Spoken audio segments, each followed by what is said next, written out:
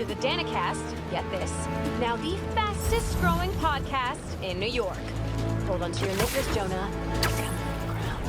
For you new listeners, welcome. The Danicast is your spot for real takes on real news about real people.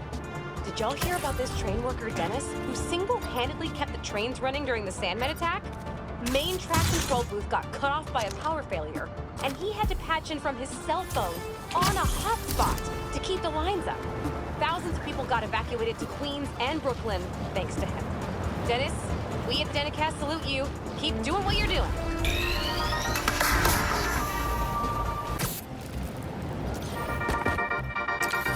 What's up, Danicasters? I've seen the questions about that new Emily May Foundation. Who are they? What do they do? Well, big picture, it's an Oscorp spinoff, which we don't love, I know, but the man in charge, Harry Osborn, has got a decent rep. At the very least, he hired my favorite bee scientist, aka apiologist, Dr. M. Young. They're the foremost expert on colony collapse disorder and a pretty sick ukulele player if you happen to follow them on the socials. So, young Osborn, your foundation has a lot of work to do repairing your father's legacy, but so far, you're off to a good start. Don't forget to pay your rent on the 1st, or, just hold your checks in protest. Whatever, do you. Later.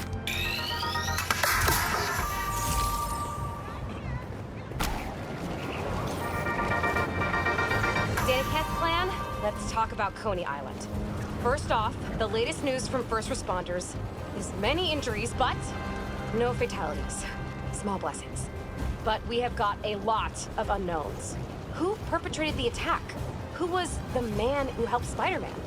I've got to be honest, folks. This is giving me not good flashbacks to the underground and Roxxon brawls of last year. Here's hoping that with 2 Spider-Men in town, we can steer away from more citywide chaos. Anyone who tells you these things happen for a reason should be cursed with wet socks forever.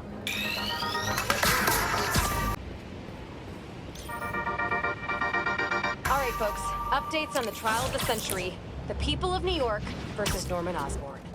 You remember Devil's Breath, how Mayor Norman was indirectly responsible for poisoning the city a couple years back? Well, his lawyers have slowed the march of justice down yet again with more delays. Our source inside the courtroom tells me they're bringing frivolous motions to prolong discovery. All love to my legal eagle friends, but some days you just gotta say it. Screw you, lawyers. All right, see you next time, kids.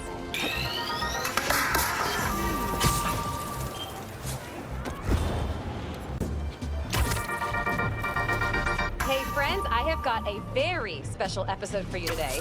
Here to dish about all things going on in Harlem recently is the incredible and brilliant Councilwoman Rio Morales. Good to have you back, Rio. Good to be back, Danica. So, we've been seeing reports of an attempted robbery in Harlem? Unfortunately. But the Harlem Cultural Center is home to artifacts from resilient musicians of color. What better way to honor them than to be equally resilient? We'll recover just fine. If there's one thing I love, it's optimism. And I heard Spider-Man might have been involved. What can I say? Art thieves never expect a fake out. Or Spider-Man. You'd think they'd learn to plan for both. Right? So Spider-Man was on the scene. That's great. Think he's handsome under that mask? That's what they say. Well, New York wouldn't be the same without him. Thanks, Rio. Give it up for Rio Morales, who graciously lent us her time. Any advice for our audience before we head out? If you need help, ask for it. No one important will judge you. Promise. Wow, I couldn't have said it better myself. Danica out!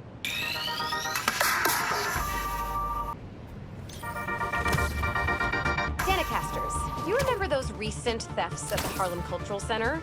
Turns out, Darren Shipman was pulling the strings. If that name sounds familiar, it's because he's a multi-millionaire with his name on everything, because his money is in everything. So, we have a special guest today to drop some knowledge on us about an exciting new opportunity for budding artists to share in the joys of responsible art. Please welcome renowned street artist and head of the Cooper Art Coalition, Haley Cooper. Hi, Danica. I'm Genki Lee, Haley's interpreter. She's signing next to me. She says she's sir? Oh, excited to be here. I'm still learning. Fantastic. Welcome, both of you. So, Haley, tell us all about your coalition. Thanks, Danica. Thanks for interpreting, Genki. You're doing great. Aw, thanks. I was born deaf. Sign language didn't come easy at first, so I drew my feelings. I communicated through art. Still do. So when I found a copy of one of my pieces up for sale, it felt like a piece of me was stolen with it. That's when I started the Cooper Art Coalition, a union that protects NYC artists of all mediums from theft. That's brilliant. It's about time we had a force to fight underground theft like this. Can you tell us more about what the coalition is doing to protect artists? We look out for each other, make sure we don't see copies where copies shouldn't be. And we have digital activists keeping an eye out for unauthorized online dealings. We're 63 artists strong and growing every day. I love this. Awesome organization protecting awesome people. How can budding artists get in touch? Through our website. The link is on the Danicast blog homepage. Send a picture or two of your pieces and your weight and... oh no, your name. And, we'll be in touch. There you have it, folks. The Cooper Arts Coalition. Any words of advice before we bid you adieu? Yeah, don't steal art. Not cool. Can't argue with that, Haley. Oh, that one was all me. Haley says if you do, the artists might haunt you in the afterlife. I can't prove they won't. Later, Dana kids.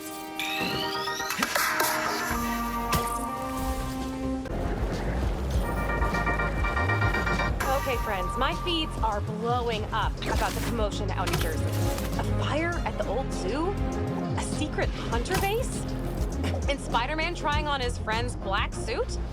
Things are getting weird out there, folks. I mean, I know there's a lot of excitement about SM's black is the new black look, and I mean, it is fire and all, but isn't it just a tad moody for our friendly neighborhood so-and-so?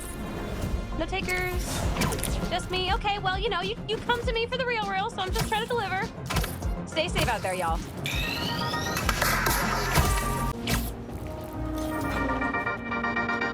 Friends of the Danicast, I woke up today with one question on my mind. What the hell happened at the Emily May Foundation last night? 1 minute we're talking philanthropy and using the means of production for good, and the next we're looking at a war zone. And yeah, listen, clearly those hunters were involved. Clearly they're the baddies here. But y'all saw the same footage of Spider-Man I did, yeah? The way that new black suit moves, how vicious it is. Call me a worrywart if you want, but something ain't right. Times like these, take care of the little things. 64 ounces of water, every day. See you soon, folks.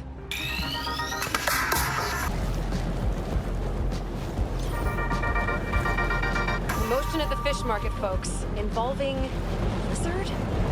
I gotta admit, I was really hoping that was one big bad who was firmly in the rear. But lucky as ever that our two Spider-Men were on site to save the day.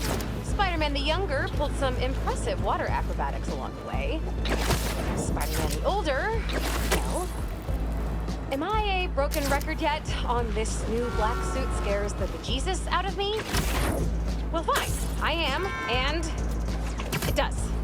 Come at me in the comments if you want, but I am putting it out there. This new black suit thing, whatever it really is, it ain't no good. You can quote me. All right, kids. Danik out.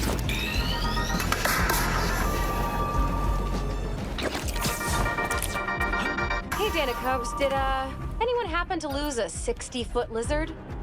No? Because the city of New York just did. Seriously, it's just gone. And you want to know the spooky thing? 2 people went into that sewer, the lizard and Spider-Man, but only one came out. So what happened in there? What did Spider-Man do? Folks, look, I know I sound like he who must not be named, Jonah. And believe me, I feel just as hinky about that as you do, but we trust Spider-Man to look out for us, to do it the right way. what if he starts doing it the wrong way? What then? I'm sorry to get dark, folks, but those are the times. So let's all hope whatever journey Spider-Man is on, he finds his way back to the light.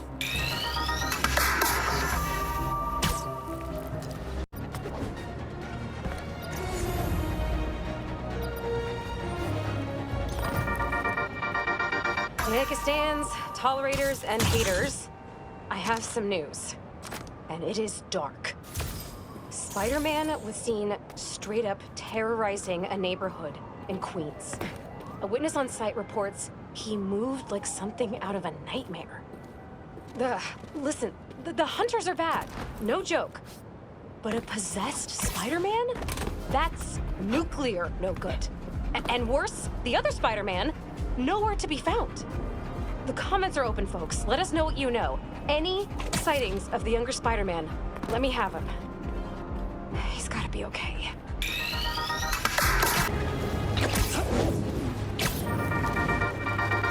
All right, updates. Just found a fascinating research blog from a top Morningside professor.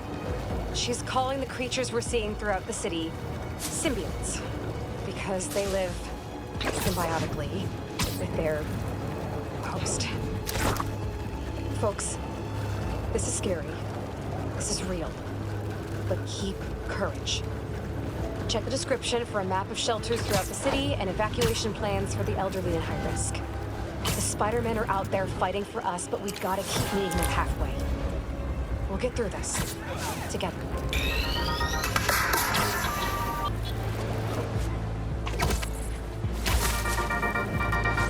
Good news, bad news, folks. Good news. OG Spider-Man looks to be, finally, back to his senses, free of that black suit. Bad news. Seeing reports that whatever that black suit was may now be spreading through parts of the city. The two connected? Maybe. But right now isn't the time for speculation. It's the time for action. We're getting scattered reports of folks going missing. Our favorite subway worker, Dennis, is running a database of missing persons. Check the description for details. Let's crowdsource this, everyone. Get as much data in there as we can. We can't leave the protection of New York just to the Spider-Man anymore. Let's be heroes.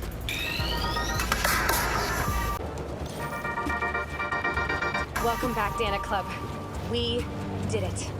We survived the impossible. Drove back a friggin' alien invasion, and we did it together as heroes. Spider-Man led the way, and every day New Yorkers rose to the challenge. Today I am so pleased to talk with one of those heroes, author, journalist, and avid motorcyclist. Please welcome Mary Jane Watson. Thanks, Danica. Please call me MJ. MJ it is. So, I ate up your book about Symkaria in a single sitting. Thank you for giving this to the world. It's so important. I heard we're going to get even more of your words in the form of a new project. Can you tell us more about it? Happy to. I've been thinking a lot about what's really important. Nothing will make you rethink your life like a citywide alien invasion, right? Relatable. And I realized how important the truth is. I started a podcast called The New Normal. I don't know where New York is headed, but I'm looking forward to finding out. With all of you out there, I want to be honest and report what's really happening in the city. Straight up. No exaggerations, no clickbait, you know? I know exactly what you mean. When you let that junk creep in, it takes over the truth. Warps it into something else, like a symbiote. Mary Jane Watson, everybody. Any last notes you'd like to leave us with? Stay safe out there. Oh, and if you have motorcycle insurance, make sure it includes a villain damage clause. I could feel the pain in your voice there. I'm working through it. Danica Hart and Mary Jane Watson signing off.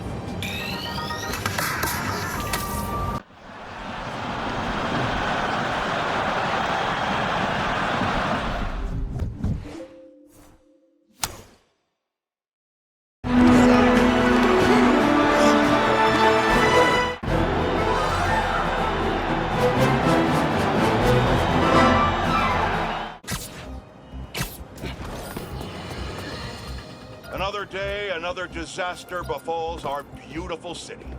And guess who's to blame? In what should have been a routine prison transfer, the Spider-Men felt the need to inject themselves into a situation that was already being handled by the proper authorities, and completely botched it. A new group of mercenaries made their presence known in the hijacking of the supervillains Scorpion and Mr. Negative. Not much is known about this new collective, other than their penchant for animal skins, but one thing is abundantly clear. Spider-Man did nothing to impede them. Had law enforcement been allowed to do their jobs, these criminals wouldn't be in the wind right now. Looks like we have an eyewitness calling in. Caller, you're live. Hi, Jonah. Thanks for having me. Just want to point out that what you're saying is a total lie. Here we go. I was there on the pier. Law enforcement was completely outmatched. The Spider-Men saved countless lives and almost stopped those bow and arrow geeks, too. First, you're lucky to be alive. Second, let me ask you, just this week alone, can you guess how much property damage those vigilantes are responsible for? No, but that's not the issue here. I don't have time to get into a circuitous whataboutism argument when there are costumed criminals reducing our city to rubble on a daily basis. Think of all the shipping delays we're gonna face because of this. When you can't shave because your favorite cream is trapped in shipping hell, make sure you thank the Spider-Man. Time for the bureaucrats to do their job. We need action. And also, a word from our sponsors. We're suffering through a litany of problems right now. Inflation through the roof, feckless government officials, and a country on the brink of a collapse not seen since the fall of the Roman Empire. Yet the worst, most insidious dilemma we face is that of the faceless. It seems another masked vigilante is bringing their illegitimate justice to the streets. All reports indicate an individual disguised in purple and sporting a take-no-prisoners approach to the illegal activities they perpetrate. Some of you have criticized the Spider-Men for not going far enough. But I can't believe what I'm saying. That's not in their jurisdiction. While they shouldn't be out there in the first place, at least they haven't sworn themselves as judge, jury, and executioner. We have systems in place for this people. If this new hero really wanted to enforce order to the fullest extent of the law, they'd join the police department. Why is it so hard for some people to follow the rules? This is the chaos the Spider-Men inspire. And why must I be the sentinel of statutes? Now, how about some ads? If the reports coming in from Brooklyn are to be believed, these Spider-Men have grown more powerful than we feared. Magic portals, subway cars disappearing off the tracks, fire engines flying through the night sky, and the newer Spider-Man at the center. Webbing and property damage weren't enough. Now we add mystical arts into the mix. Does their desire for destruction know no bounds? I almost feel sorry for this lost soul, groomed for a life of criminality and degradation. Speaking of it, it seems Spider-Man was cohorting with notorious thief, the Black Cat. Their costumes must be cut from the same corrupt cloth. If their entanglement doesn't paint a clear enough picture of Spider-Man's intent, then here's a little story for you. The Spider-Men show up, and the group we now know as the Hunters follow. Clearer now? These Spider-Men are magnets for malefactors. Now, the Black Cat seems to have vanished. Good riddance! If magic is indeed real, then we must hope upon hope that someone out there is using it for good and will erase the stain in our city known as the Spider-Men. May we go one day without another spider incident.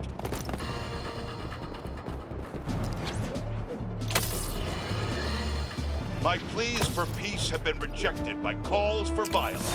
From, you know it, Spider-Man. An attack on what was once a destination for enjoyment now stands desecrated and defiled. Our cherished Coney Island was victim to a free-for-all brawl, destroying iconic attractions and history itself. Some of my fondest memories were at Coney Island. My father used to buy me the nickel pop and hot dog combo, and I, like any self-respecting American, would overindulge. Now, it's all been taken from me. To make matters worse, Spider-Man seems to have brought a new friend along for his night on the town.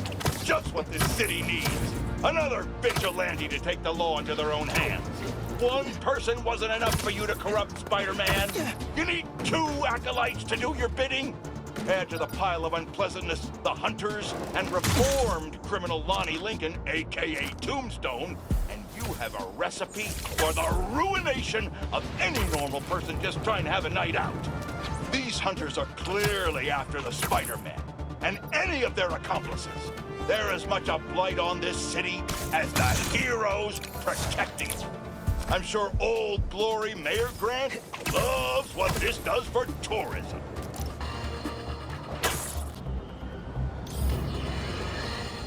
Have you heard the one about the criminal who went to prison and came out a better person? Me either! But that's what Quentin Beck would have us believe. After his numerous crime sprees, who could forget when he made Spider-Man look like a moron chasing an imaginary flying bus of school children while he made off with $2 million in diamonds. He finally landed himself where he belonged, behind bars. Now he's out and wants us to accept him back into society as a fully rehabilitated individual. Let me tell you something. I know one thing to be 100% certain. People do not change. Once a criminal, always a criminal. I don't know if this was a clerical error in our judicial system, but there is no way this man has paid his dues and repented for the damage he's caused. Do not trust this con artist. Attend his attractions at your own risk. And while we're at it, I can think of 2 other costume criminals that belong in prison with Beck. But that's for another podcast.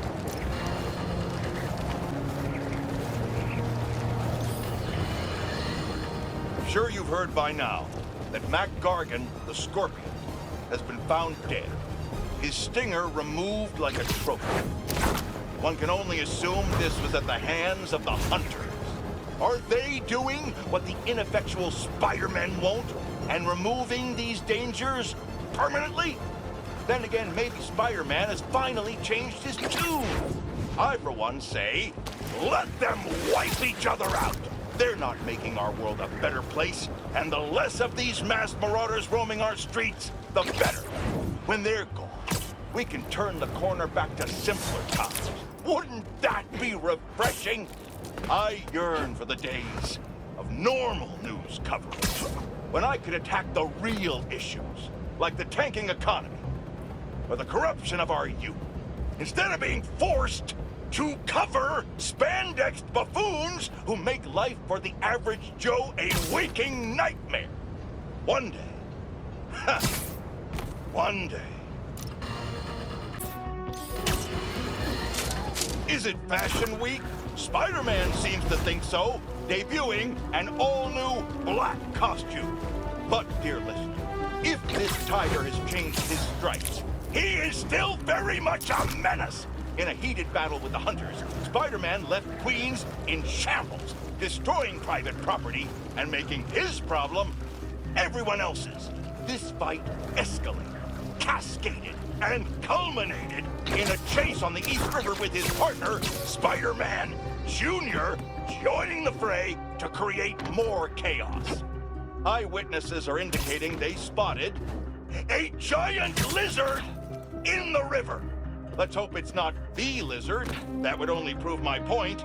Rehabilitation is a myth, a fantasy, a joke. They go away and come out the revolving door. Nothing's changed, except they know what mistakes not to make next time. Call me cynical, but I'd rather be cynical and safe than naive and deceased.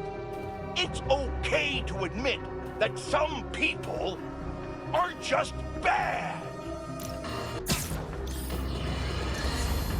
We as a society need to have a collective reckoning with the notion of hero. As I warned, a monster we were told was cured has returned to wreak havoc, and Spider-Man failed to protect us. Once again, Dr. Kurt Connors, the Lizard, rampages through our streets. The good doctor drags Spider-Man around town in one of the most pathetic displays of heroism I've ever witnessed. Was it heroic to destroy priceless artifacts in the museum? Was it heroic to demolish city blocks, damaging infrastructure, and costing taxpayers millions? What about the dozens of law enforcement officers injured trying to solve a problem Spider-Man created? Of course, he wasn't alone in this panoply of parlousness. The hunters continue to run roughshod, unchecked and unheeded. The level of devastation brought upon the denizens of this fair city is too much to bear. We've had enough! When will our elected officials step up and do their jobs? We can't keep waiting! By then, it will be too late.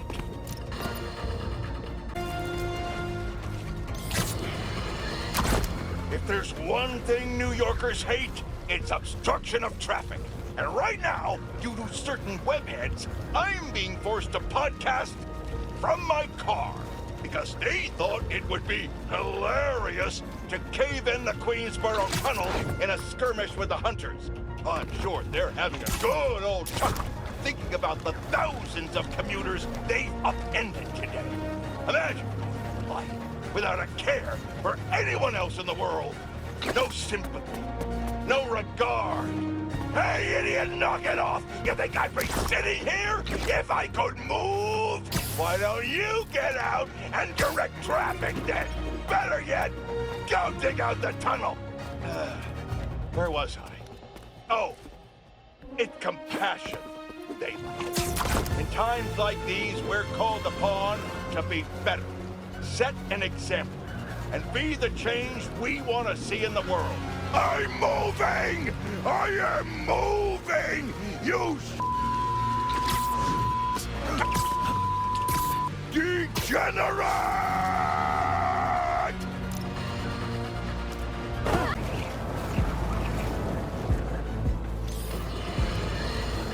In the midst of the most unprecedented time in modern history, a hero rises to change his costume? What award show is Spider-Man hosting that he feels the need to change his outfit so frequently instead of providing any kind of meaningful assistance to the authorities? I don't know what his game is, but he seems to be more preoccupied with his wardrobe than the impending doom this city faces.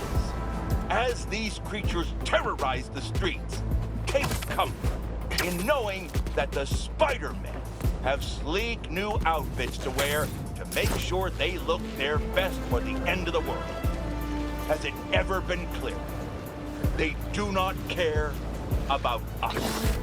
Selfish, egotistical sociopaths.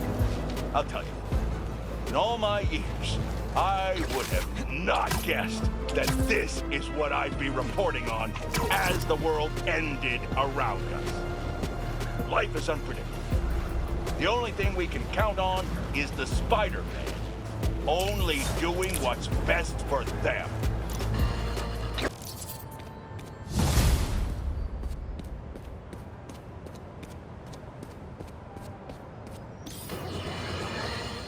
Allow me to set the stage. A train line in Brooklyn, presumably precious containers carrying commodities that we rely on. Spider-Man. And that new vigilante. Oh, did I just spoil the play? Can you see where this is going? I feel sorry for anyone awaiting a shipment today. It's not coming. You know who to thank. Explosions rocked the line.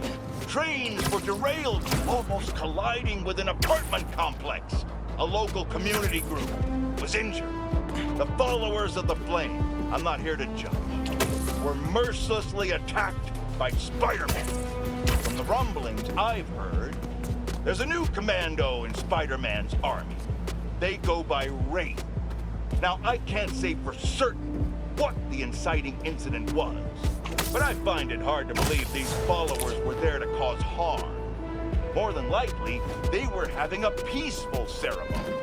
Perhaps they could have chosen a different location, but who is Spider-Man to come in and break it up?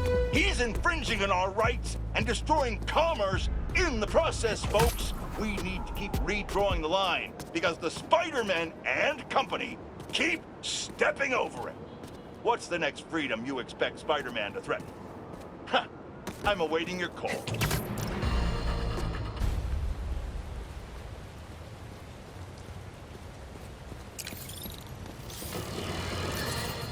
Folks, you're not going to believe this, but as always here, it is absolute truth. Gooey black monsters have begun popping up around the city. I repeat, monsters are in our city, propagating and disseminating to ends unknown.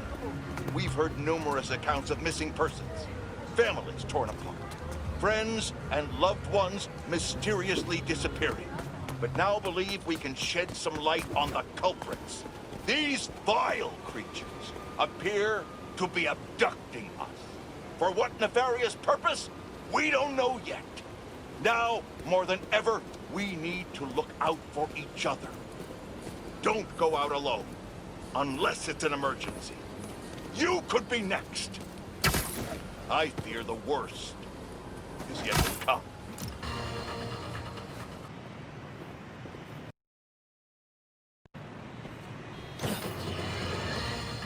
Can you smell the change in the air?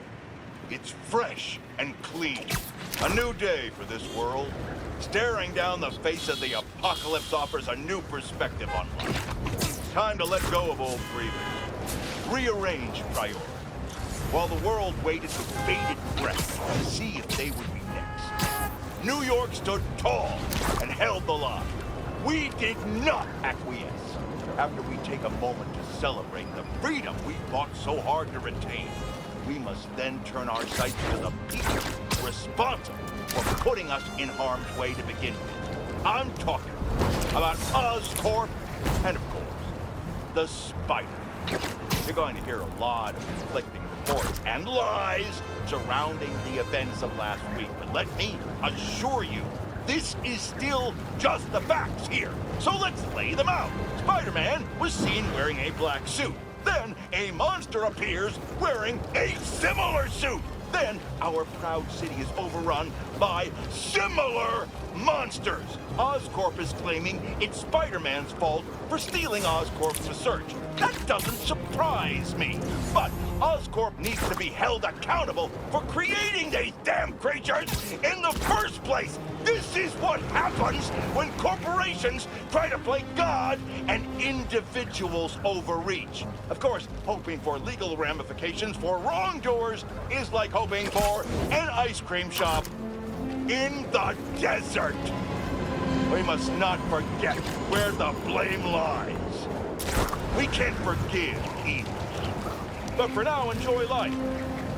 We're lucky to have it.